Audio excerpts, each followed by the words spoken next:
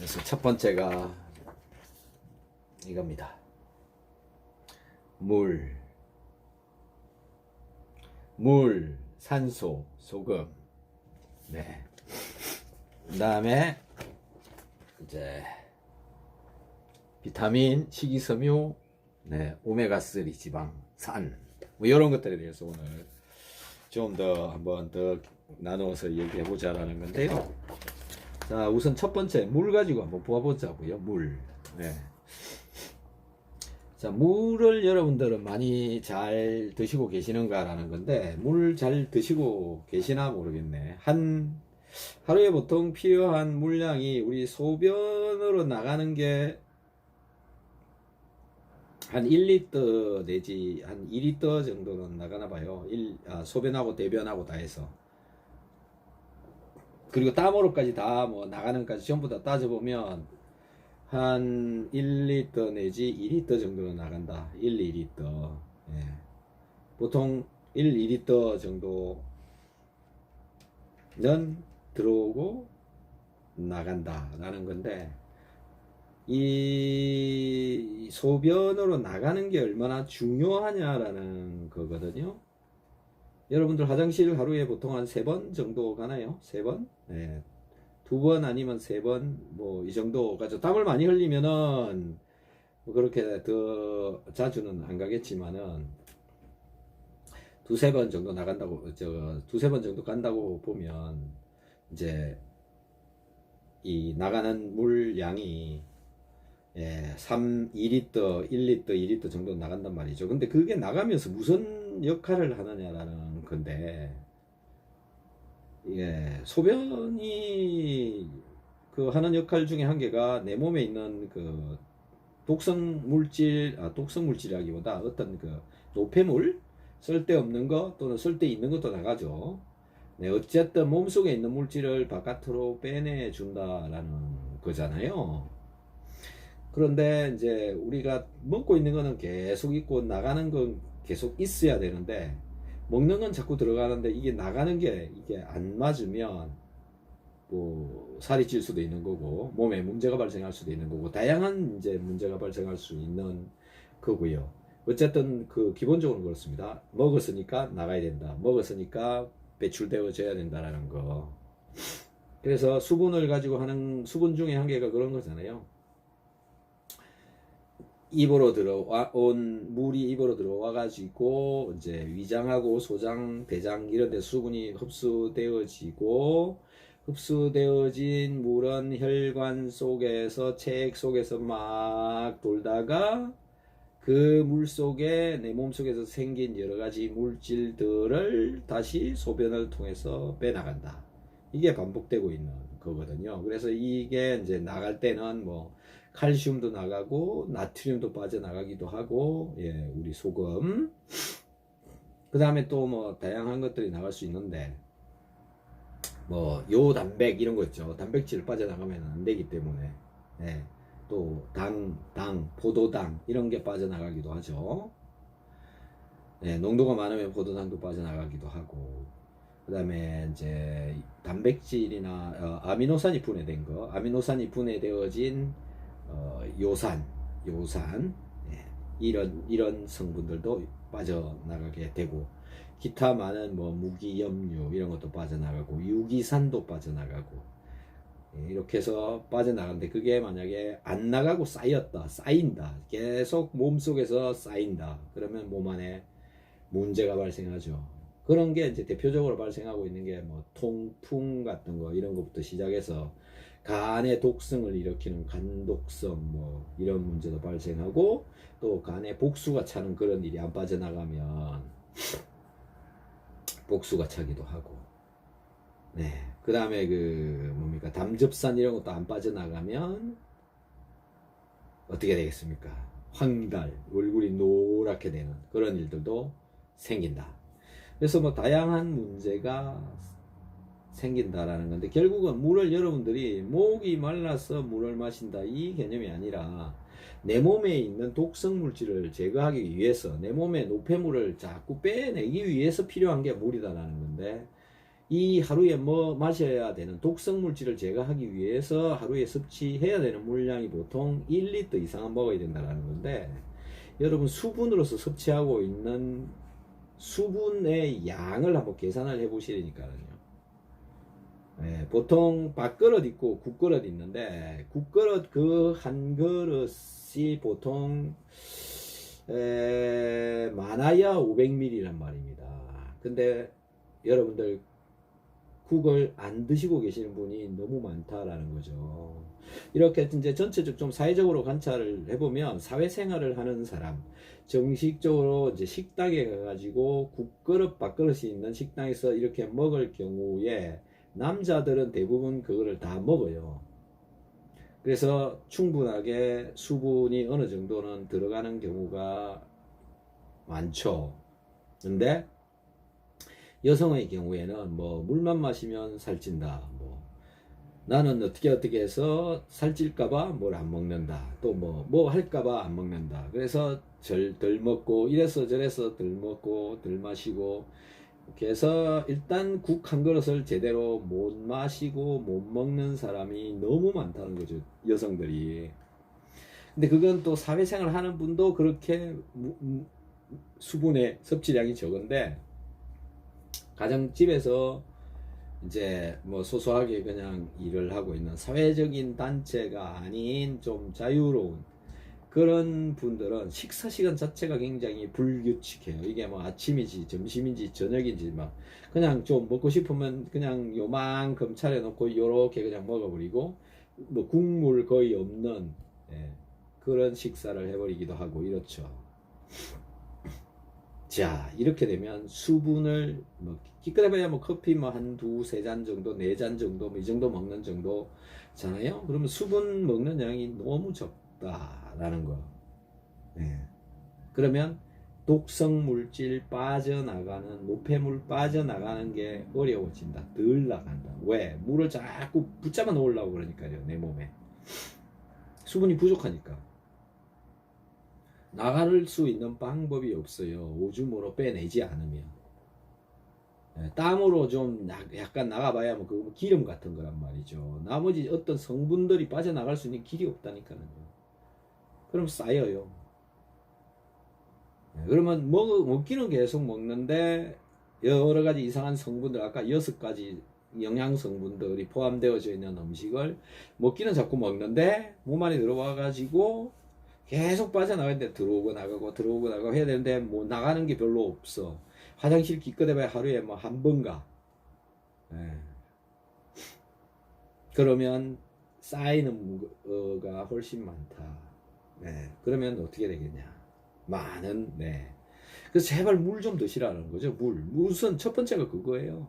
내가 건강하게 살기 위해서, 건강해지기 위해서 첫 번째로 필요한 게 그냥,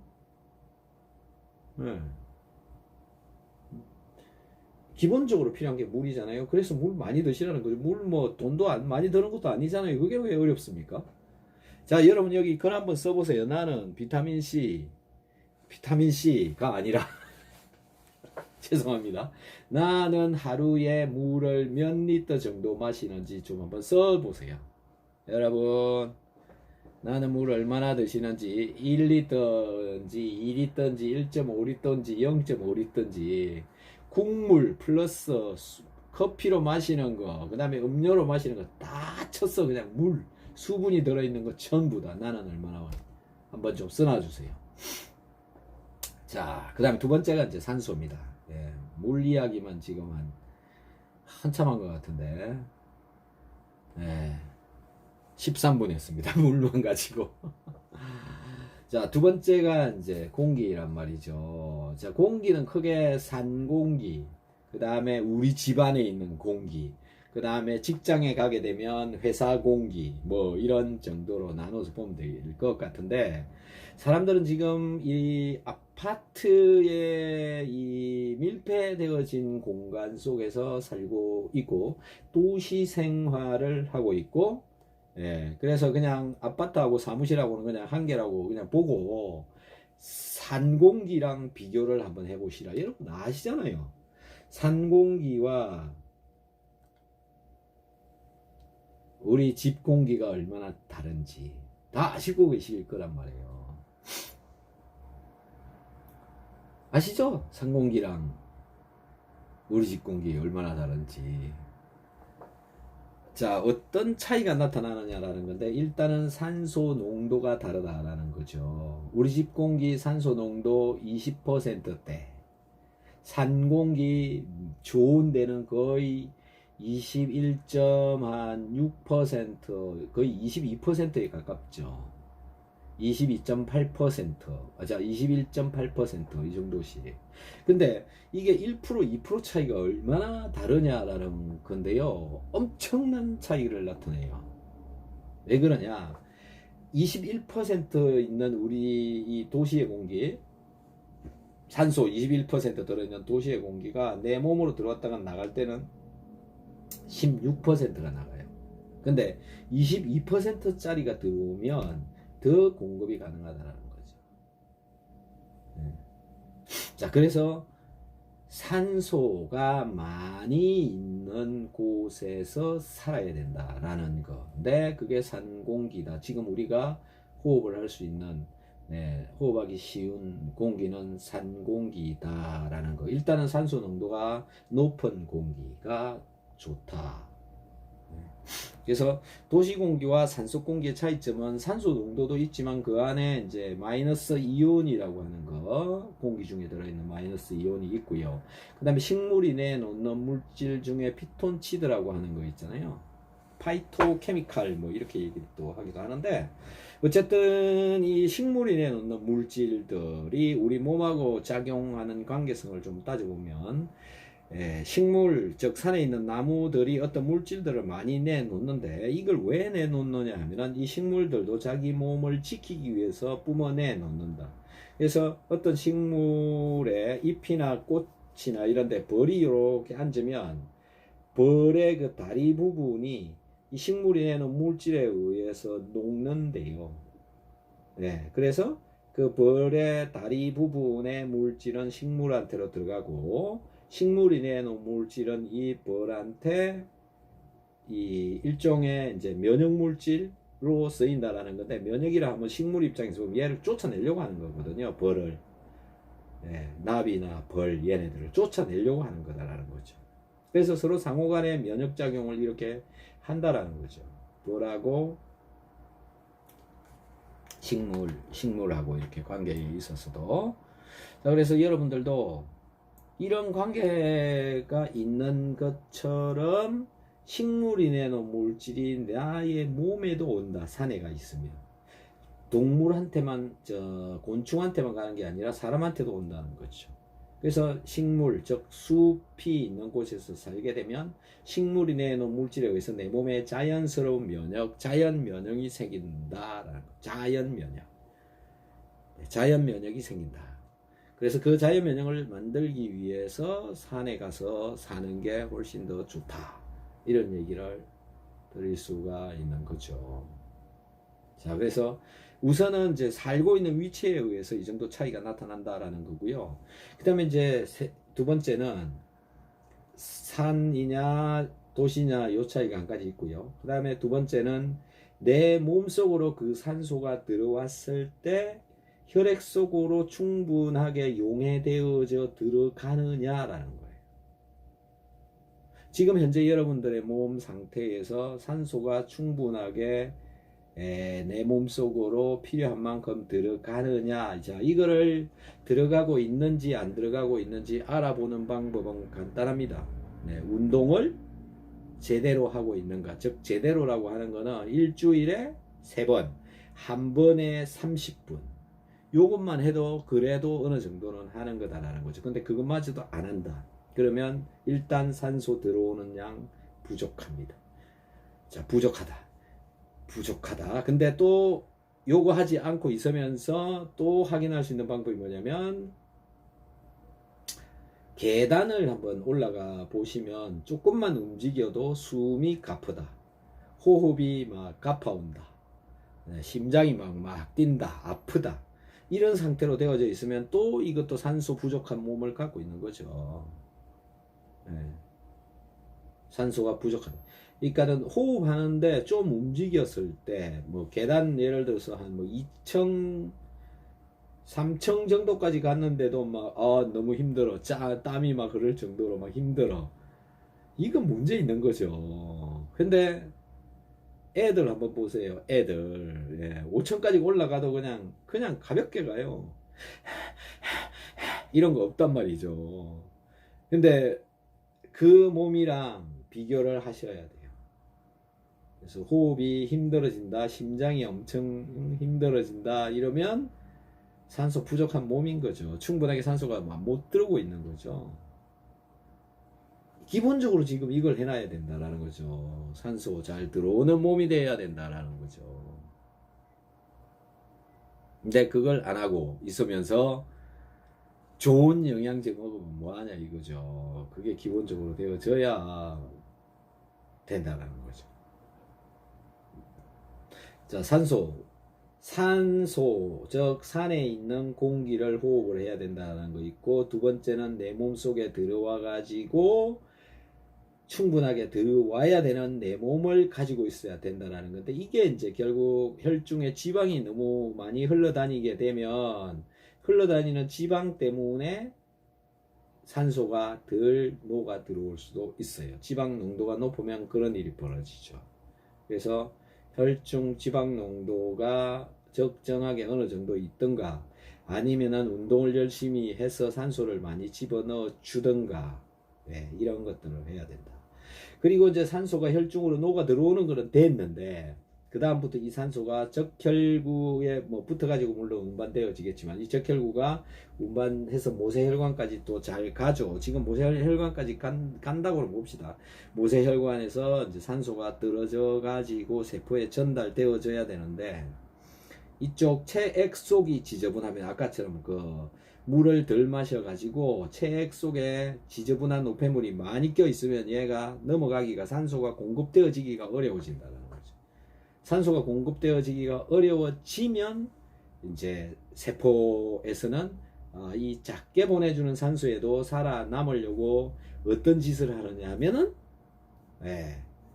암세포를 슬슬 만들기 시작한다 이거죠.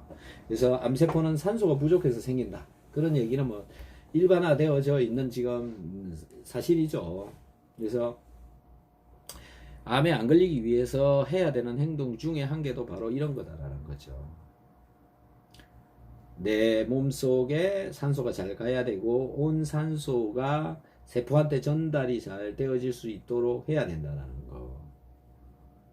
그래서 산소가 세포에 전달되어지면 이 산소가 이제 내가 먹은 영양분을 분해를 하면서 이산화탄소를 만들어서 배출시켜서 바깥으로 내보내게 된다. 이렇게 이제 호흡을 통해서 나가게 되는 거죠.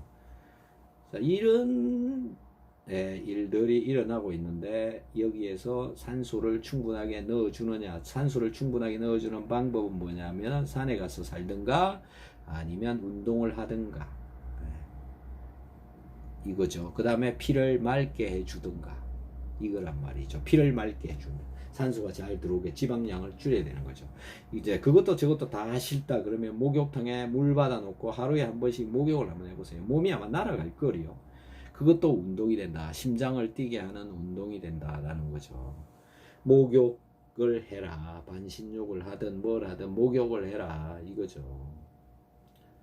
자, 제발 뭐 산에 가서 사시는 거 뭐 말도 안 되는 소리 하지 마라 그러실 거죠, 그죠? 그래서 산에 가서 사시지 마십시오. 하지만은 하루에가 아니라 일주일에 한 번 정도는 산 옆이라도 갔다가 오세요. 산에 가서 등산 그 힘들게 올라가고 뭐 내려오고 그거 안 해도 돼요. 그냥 산이 있는 그 나무 옆에 산 속으로 숲으로 들어가 가지고 거기서 하루 종일 그냥 자다가 오세요. 자다가 그거라도 하세요. 산에 올라가기 싫으면. 나는 오늘 가가지고 자고 왔어요. 오늘 비 오는데 아주 그냥 잘 자고 왔습니다. 제가 그 닥터한스 TV에 지금 동영상 하나 올려놨는데요. 산에 그 구름이 이렇게 흘러가고 있는 그거, 그거 이제 불암산에 올라갔다가 내려와가지고 거기서 1시간 동안 찍었거든요. 예, 40분 동안 영상으로, 동영상으로 찍은 거 올려놨거든요. 그거 하는 동안 그거 걸어놓고 저는 잤어요. 잘 수 있는 시트 다 깔고, 모기 물까봐 막 긴팔 옷도 입고, 그러고 잤습니다. 네. 이렇게 산 속에서 자는 것만도 굉장히 도움이 많이 된다라는 거죠. 네. 그 산에 가라. 그것도 싫다. 아유, 나는 뭐 산 가는 것도 이래저래 하여튼 싫다. 뭐 멀기도 하고, 뭐 이래저래 하여튼 싫어. 그러면 목욕이라도 해라 이거죠. 목욕이라도. 네. 목욕도 싫다? 아, 할 말이 없습니다. 그러면. 네. 또 핑계 있죠. 여러분 말하는 핑계. 나는 목욕탕 물에만 들어가면 숨이 답답해서 못 하겠다. 네, 그 몸은 네, 별로 좋지 않은 몸이라서 그렇습니다. 그러니까는 조금만 움직여도 답답해지는 몸이에요. 그게 병이에요. 네, 목욕탕 물에 들어갔는데 나는 답답해서 싫다, 답답한 것 때문에 못한다라는 그 자체가 병이라니까요. 진단이 안 되는 것 뿐이지 심각한 병입니다, 그게. 그래서 답답한 거를 없애야 돼요. 원래 아무도 정상적인 몸은 답답하지 않아요. 네. 몸이 문제가 있어서 답답한 거란 말이에요. 네. 산소가 평소에 굉장히 부족한 상태인 몸인 거거든요. 그래서 운동을 해서 그 답답함을 없애든가, 반신욕, 목욕을 자주 해가지고 답답함을 없애든가 하면 그 답답함이 없어져요. 그걸 없애야 돼요. 내 몸을 좋게 하고 내 몸에 뭐 예를 들어서 한마디로 다이어트 한다, 체중을 줄이고 싶다, 지방을 없애고 싶다, 그 답답한 그것부터 먼저 없애야 돼요. 그 답답함이 남아 있는 상태에서 다이어트를 한다, 뭐 굶는다 이런 거 해봐야 의미 없어요. 뺐다가 다시 다 돌아와.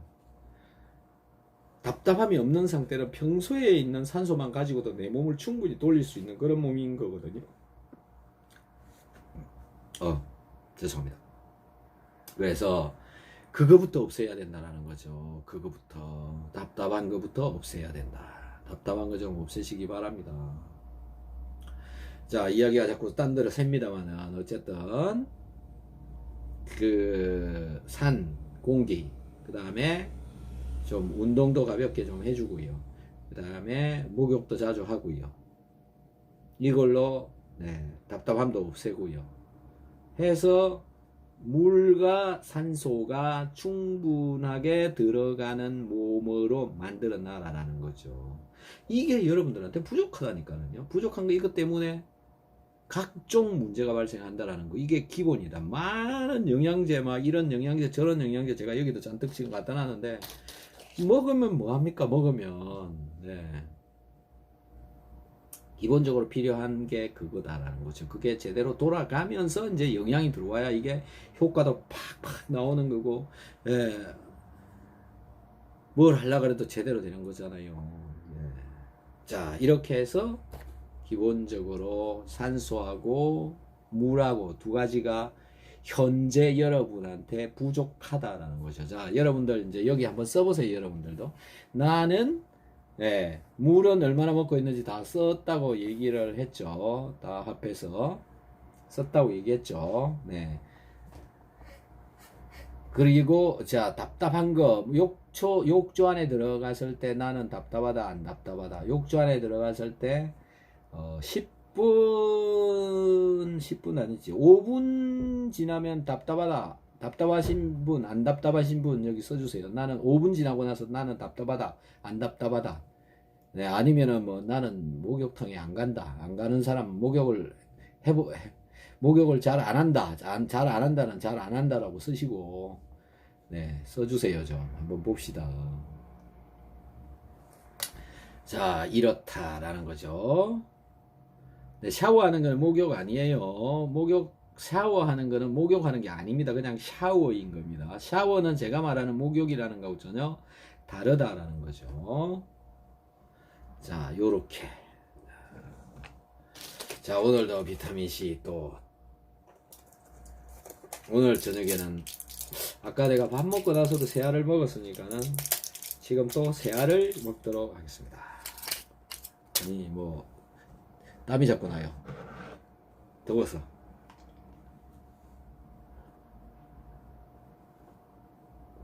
선풍기를 돌리고 있는데도 오메가3도 또 뭐 한 3알 정도 먹어보죠. 오메가3.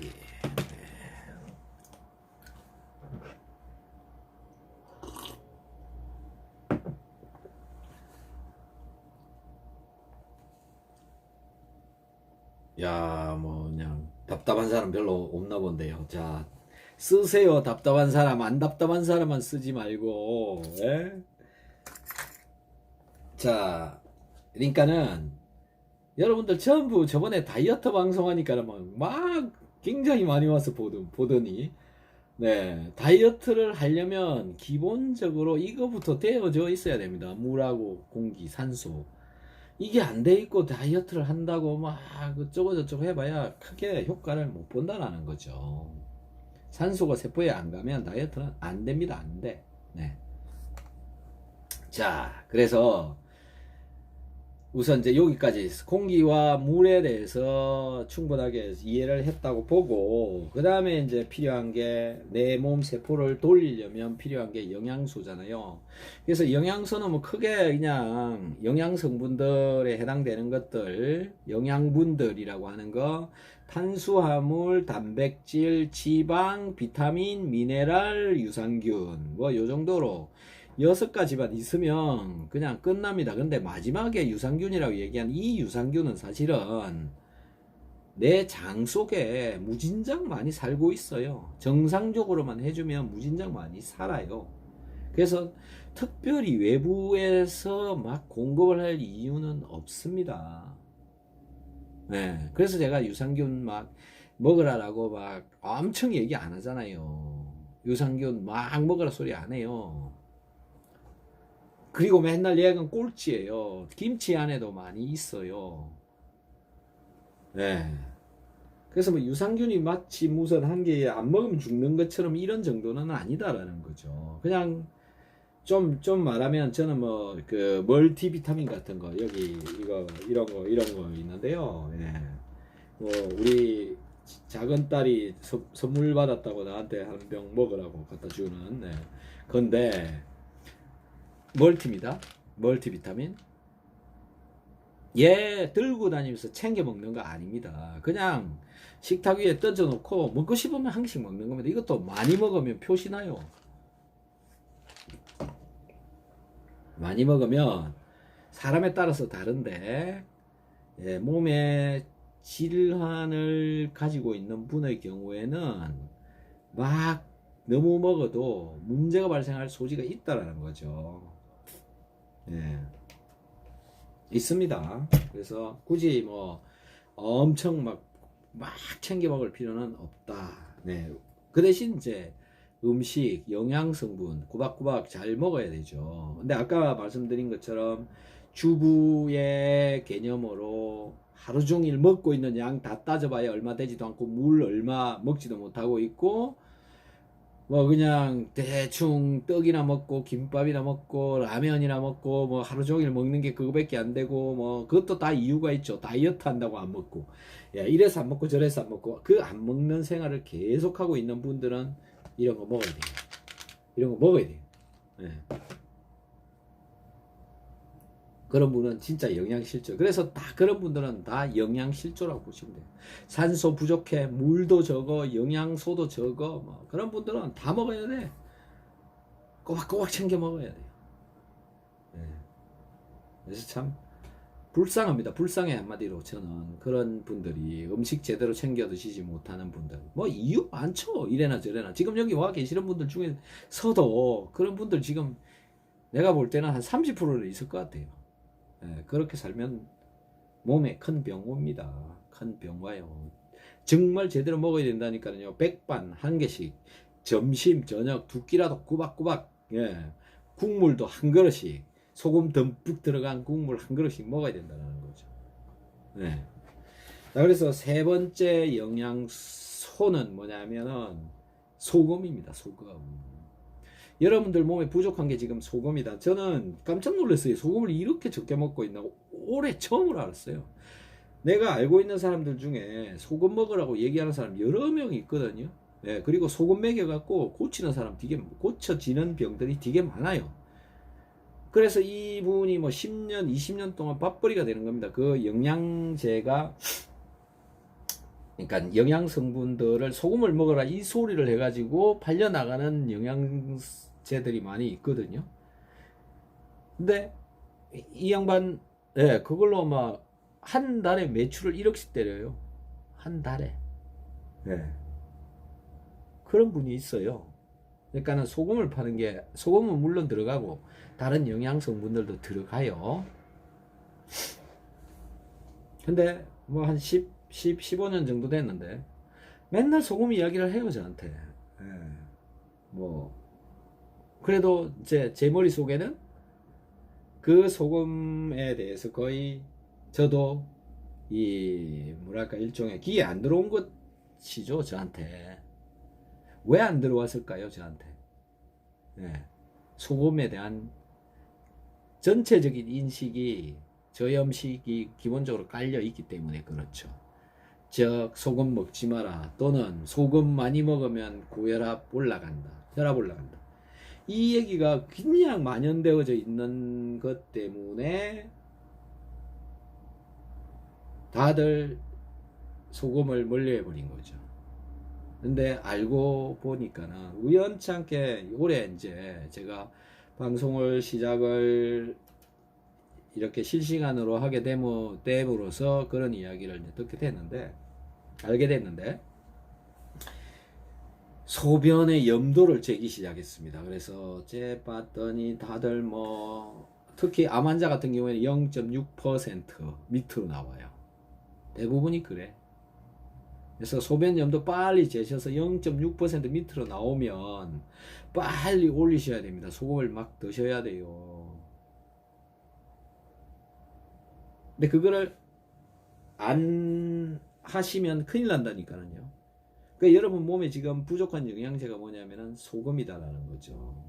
자, 그래서 소금을 제대로 먹고 있는가라는 것에 대한 평가인데요. 보통 총량으로 한 10g에서 뭐 13g 뭐 이 정도는 먹어야 된다는 게 일반론이에요.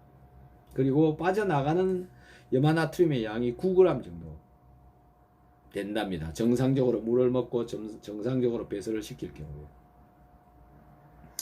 자, 하루에 9g씩 빠져나가고, 예, 그 다음에 먹고 있는 소금은 10g에서 13g 정도씩 먹는다라고 보면 이제 뭐 그건 정상적인 건데, 여러분들이 먹고 있는 양만 우선 한번 따져보자고요. 먹고 있는 양. 그래서 제가 보기로는 이제 국그릇 정도 수준으로, 우리나라는 이제 국물 문화고 우리는 국물을 또 많이 먹고 국물 속에 소금이 많이 들어있다, 염분이 들어있다, 이렇게 생각을 하시잖아요. 그래서 보통 500ml 라면 한 개 끓였을 때 그때가 국물 한 그릇이거든요. 그것도 그렇게 뭐랄까 많은 양은 아니에요. 그거보다 사실 여러분들 하루 먹는 한 번 먹는 국물량이 그거보다 훨씬 적을 겁니다. 제가 볼 때는. 그래서 뭐 그 정도라고 그냥 평균 보고, 그 500ml 속에 보통 0.5% 정도 들어있으면 2.5g의 소금이 들어있는 겁니다. 0.5%. 근데 0.5%의 국물이면 맛이 어떠냐면 약간 간간합니다. 소금이 들어있다, 또 좀 싱겁게 먹는 사람은 짜다, 이런 말이 나올 정도로, 예, 0.5%면 그런 맛입니다. 그런데 그 2.5g의 소금이 500ml에 들어있을 텐데, 여러분들이 지금 현재 집에서 넣고 있는 그 소금은 어떤 소금이냐면 무슨 정제염 이런 것이다 보니까 2.5g 넣으면 부족해요. 염화나트륨의 나트륨의 양이 부족하다는 얘기입니다. 그래서 실제적으로 그 소금을 가지고는 좀 적게 넣어도 간간하거나 짠맛이 나버려요. 그래서 2.5g도 넣지를 못해요. 그러다 보니까 2.5g보다 더 작다라는 거죠. 실제 소금을 넣고 있는 거는. 그래서 용융 소금을 넣으면 2.5g을 넣어도 약간 간간하다 그런 느낌이 오는데, 그게 아니면 짜다라는 거죠. 지금 그 라면 스프 안에 들어있는 그 소금, 네, 그게 2.5g 정도 돼요. 근데 여러분, 500ml에 2.5g 넣으면 짜다고 얘기하는 사람도 있고요, 맛있다라고 말하는 사람도 있고, 뭐 다양합니다. 저는 500ml 물에다가 라면 하나 끓일 때 거의 500ml에 맞춰서 그냥 끓이거든요. 그럼 약간 짠맛을 느낄 정도면, 약간 간간하고 짜다 그런 맛을 느끼는 정도의 소금 양이거든요. 그렇습니다. 그래서 자, 하고 싶은 이야기가 뭐냐, 500ml에 짜다라고 할 정도로 넣어서 먹어도 실제 2.5g 소금도 못 먹고 있다라는 겁니다. 근데 자, 보세요. 여러분들이 그 그릇을 500ml짜리 하나를 다 먹나요? 나는 다 먹어요. 네. 어떤 뭐 직장 다니는 남자분들 대부분 다 잘 먹어요. 근데 집에 계시는 또는 좀 생활이 불규칙하신 이런 분들은 대부분 그것을 다 먹지를 못해요. 그 국을 한 그릇을 다 먹지를 못한다는 거죠. 또 국그릇을 또 하나 또 다 먹지도 않아요. 아니, 국그릇 자체가 없는 사람 수두룩해. 지금 여기 채팅방에 와 계시는 분들도 국그릇을 지금 챙겨서 안 드시는 분도 수두룩해. 네. 그런데 저녁도 그래, 점심도 그렇게 먹어. 이러니까는 소금이 부족할 수밖에 없어요. 2.5g 두 번 먹으면 5g이에요. 내가 10g 먹으라 그랬잖아요. 그걸 다 먹어도 5g, 그 정도로 부족하다. 또 다른 걸 통해서 아무리 공급을 해, 그 양은 그렇게 많지 않습니다. 젓갈 이거 뭐 한번 젓갈 안에 얼마나 있는지 한번 따져보세요. 그게 막 젓갈, 우리나라는 짜게 먹는다, 젓갈을 먹는다, 뭐 이런 방송들이 난무를 해가지고 막 짠 것만 먹으면 다 막 소금을 엄청 먹는 걸로 착각을 해가지고 있는데, 그래서 여러분들이 간단합니다. 그냥 소변의 염도를 측정해 보시면 됩니다. 염도계 사셔가지고, 염도계 얼마 안 해요. 그냥 뭐 3만원에서 한 7만원 뭐 사이에 왔다 갔다 하니까 한 개 사가지고요, 찍어 보시면 됩니다. 소변을 받아서 찍어 보시면 돼요. 0.9% 정도는 나와야 됩니다. 0.9%. 근데 얼마 찍히느냐? 네, 무조건 아침 소변 0.9% 이하 다 나올 겁니다, 여러분. 찍어 보세요. 예. 자, 0.9% 혈액의 염 농도가 그 정도 나온다고 보면 되는데요. 혈관 속하고 체액이, 혈관 바깥 부분, 체액이 돌아다니는 여기에 들어있는 염분 농도하고 전혀 다릅니다. 완전 달라요. 그런데 여기도 0.9% 정도는 되어져야 된다고 보거든요. 왜냐면 이게 그래야 삼투압의 밸런스가 맞으니까. 여기가 좀 적어도 되는데, 예, 좀 적어도 되는데, 어쨌든 살아있잖아요, 여러분. 적어도 여기 좀 적어도 살아있잖아요. 좀 적어도 되는데 너무 차이가 심하면 심각하다라는 거죠. 어떤 심각성을 가지고 있냐면, 세포가 대사를 하려면 이 세포 대사 안에 기본적으로 칼륨, 나트륨 펌프라는 게 돌아가는 게 있습니다. 펌프가 돌아가는 게, 물질 수송을 시키고 뭐 이런 거 하는 데도 쓰는데, 그 다음에 몸 안에는 걔네들 때문에 전기가 통해요. 전기가 왔다 갔다 해요. 전기란 뭐냐면 전자가 왔다 갔다 하는 거예요. 그 얘네들이 부족하게 들어있거나 작아지면 전기가 왔다 갔다 하기가 어려워져요. 전자가 통하기가 어려워져요.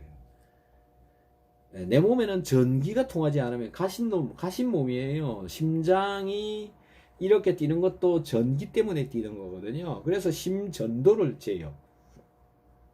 내 심장이 잘 뛰고 있나 검사를 하는 게 심전도를 잰단 말이죠.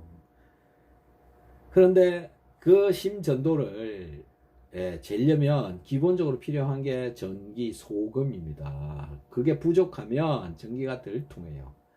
그래서 제가 전기가 얼마나 통하는지를 재는 측정기를 제가 갖고 있어요. 그걸 재보면요. 특히 환자일수록 전기가 안 통해요. 덜 통해요. 완전 바닥 내려와 있어요. 그걸로 이제 에너지도 환산해서 내고 그러는데 힘이 없어요, 사람이. 여러분들 나중에 한번 찍어보자고요. 제가 그 기계를 들고 갈 테니까. 야, 정말 심각해요. 여성분일수록 이 에너지가 약하고 전기 통하는 양이 약해요. 그래서 그냥 소금이 다 부족하다 생각하고 집에 있는 소금이라도 빨리빨리 드세요. 용융 소금이 아닐지라도. 용융 소금을 먹기를 추천 말씀을 하고 싶은데, 지금 당장 급하니까 집에 있는 소금이라도 일단 먹어라. 그거 한 숟가락 먹는다고 안 죽어요. 아무 문제 안 생겨요. 그래서 여러분들, 특히 힘없는 사람들, 소금 좀 많이 드셔보세요. 힘이 바짝바짝 생길 겁니다. 이렇게 여러분 몸속에 부족한 영양소, 소금이라는 거죠. 자, 물 부족해, 공기 부족해, 소금 부족해. 이 세 가지가 부족한 상황에서 어떤 병을 고치려고 그러냐 이거죠. 못 고칩니다. 안 돼요. 그래서 숨 잘 쉬고 물 많이 마시고 소금 많이 먹고 그 다음부터 영양제다라는 거죠. 비타민. 자, 소금 정말 그렇습니다. 자, 지금까지 제가 40 몇 분을 얘기를 한 것 같아요. 46분. 물만 가지고 한 13분 얘기했고, 공기 가지고 또 한 15분 얘기했고, 소금 가지고 또 한 15분 얘기했어요. 자, 이 세 가지만 해도 여러분 몸을 건강하게 하는데 크게 기여한다는 겁니다. 그래서 여러분들 소금 잘 챙겨 드시라는 말을 하고 싶어요. 자, 그 다음에 이제 비타민입니다. 비타민. 이 앞에 거 다 먹으면서 비타민 C가 들어와야 됩니다. 비타민 C.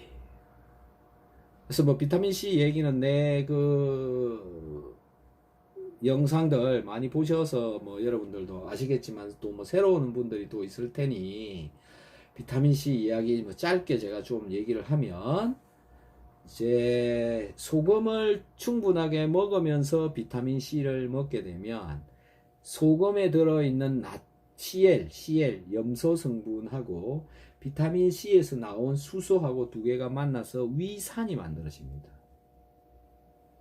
그래서 소화가 잘 되도록 도와주는 겁니다.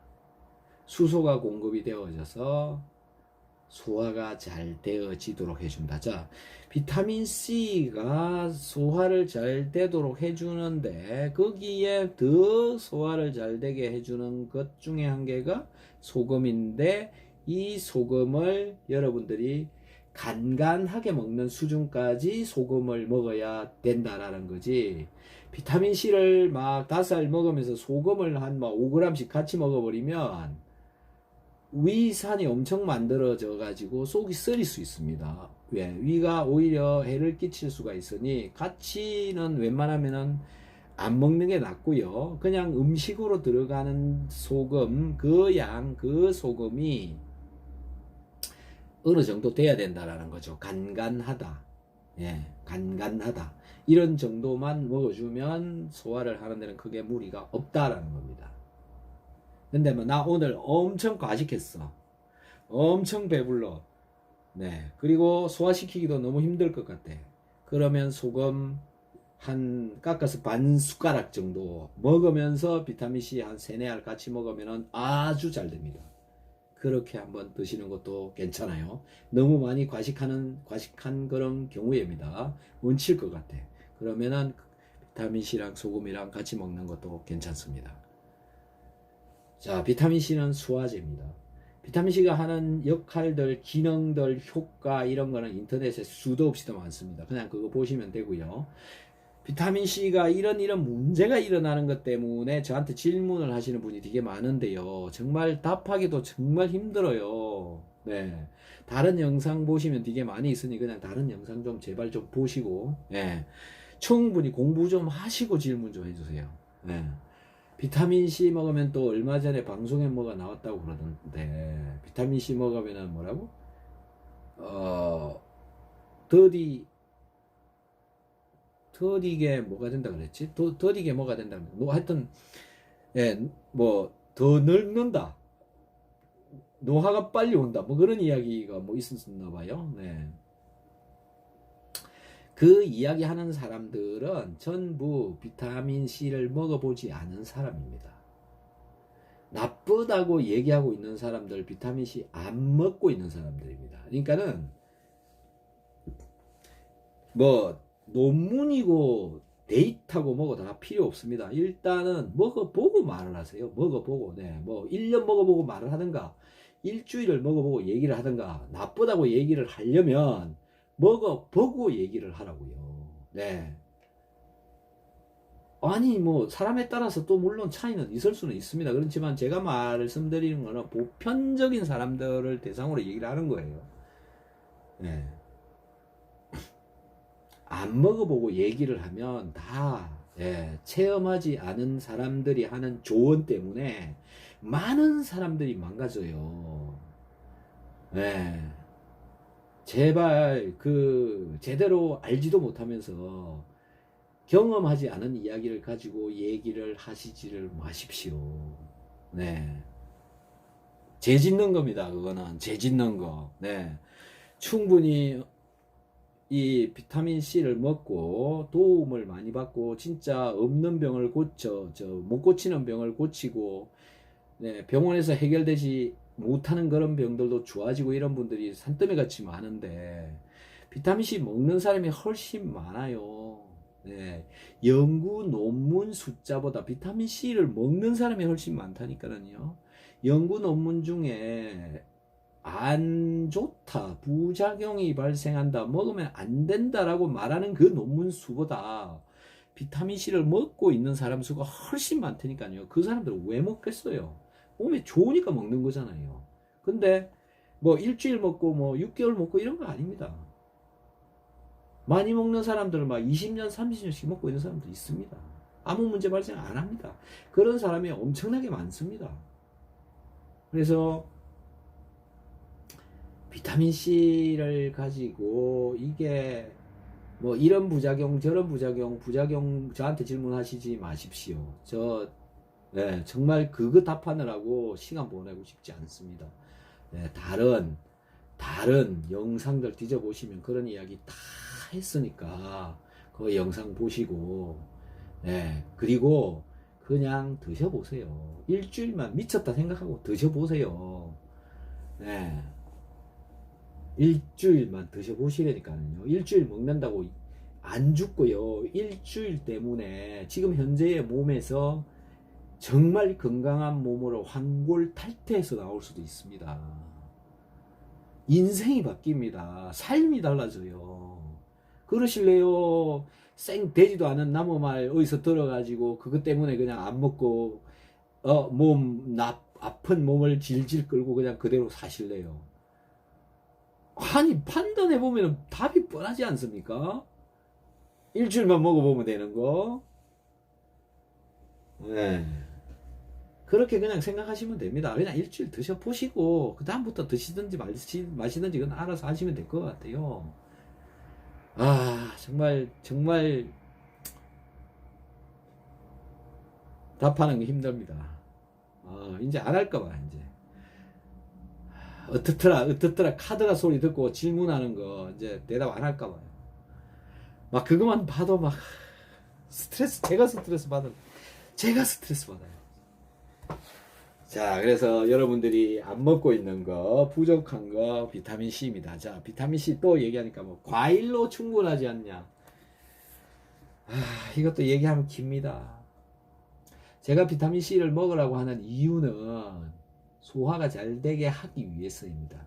소화가 안 되면 굉장히 많은 병을 발생을 시킵니다. 소화가 안 된 물질들이 내 위장에서 소장으로 내려가고, 소장에서도 소화가 충분하게 되어지지 않은 물질이 흘러가다 보면 소화가 안 된 물질이 혈관으로 흡수가 되어집니다.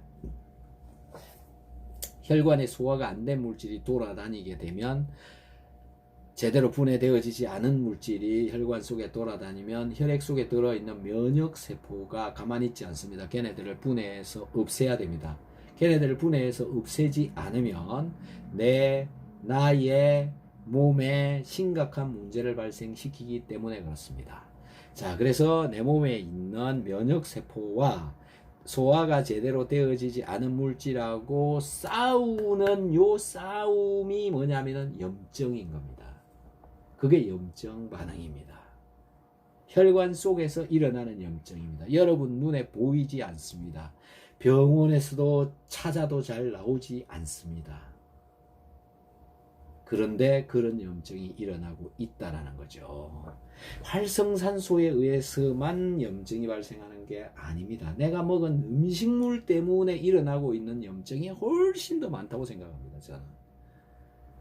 그래서 되도록이면 소화를 잘 되게 해야 된다. 소화가 잘 되게 하는 것 중에 한 개가 뭐냐 하면은 비타민 C다라는 거죠. 아까 말씀드렸잖아요. 소금하고의 관계도 있고, 비타민 C 자체로서도 수소를 공급을 하기 때문에 펩신에서 펩시노겐에서 펩신으로 효소가 이렇게 한번 전환이 되어져야 되는데, 이 전환하는데 수소가 필요하다. 위산이 필요하다. 염산이 필요하다. 그래서 비타민 C에서 나온 수소가 여기에 가서 펩신으로 효소, 소화 효소로 전환되는데 도움을 준다, 쓰인다라는 거죠. 그래서 여러분들 위산이 부족하니 비타민 C를 먹어라. 비타민 C를 먹으면 소화가 잘 된다. 그래서 소화제는 비타민 C다. 이렇게 얘기를 하는 겁니다. 그래서 소화제, 여러분 소화제 따로 드시지 말고 비타민 C 드세요. 다른 소화제 맨날 드셔봐야 뭐 좋아졌다 나빠졌다 좋아졌다 나빠졌다 이러고 계속 있습니다. 뭐 그냥 큰 병은 작은 병은 뭐 다 다녀도 위장병 못 고치고 있는 사람 수두룩합니다. 위장병은 고칠 수 있는 메커니즘이 되어져 있지 않은 것 같아요, 제가 볼 때는 아직도. 그래서 그냥 근본적으로 필요한 거는 위산인데, 위산이 없어서 문제가 많이 발생하고 있는데, 소화가 잘 안 되고 있는데, 위산을 넣어줄 수 있는 위산을 팔지 않아요. 기껏 해봐야 무슨 그 염산이 붙어 있는 염산펩신이라고 하는